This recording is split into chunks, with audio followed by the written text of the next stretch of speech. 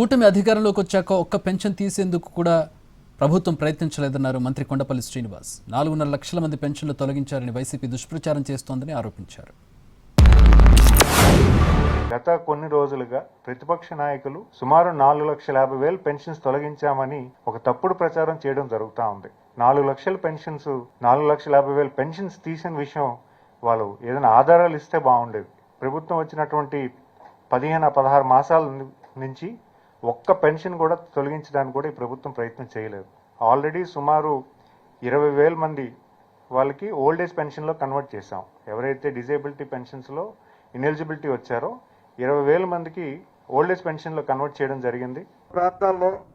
ఈ ప్రాంతాల్లో కలెక్టర్ తాలూకు అపాయింట్మెంట్ తీసుకుని వారి సమయాన్ని తీసుకుని ఆ జిల్లాలో ఎవరైతే అర్హులైన వారు ఈ రద్దు చేశారో వాళ్ళందరినీ కలెక్టరేట్ తీసుకెళ్లి కలెక్టర్కి వచ్చి దరఖాస్తు ఇచ్చి న్యాయం చెప్పడం కోరుదామన్న ఒక ఆలోచనని మా పొరలోకి వచ్చింది.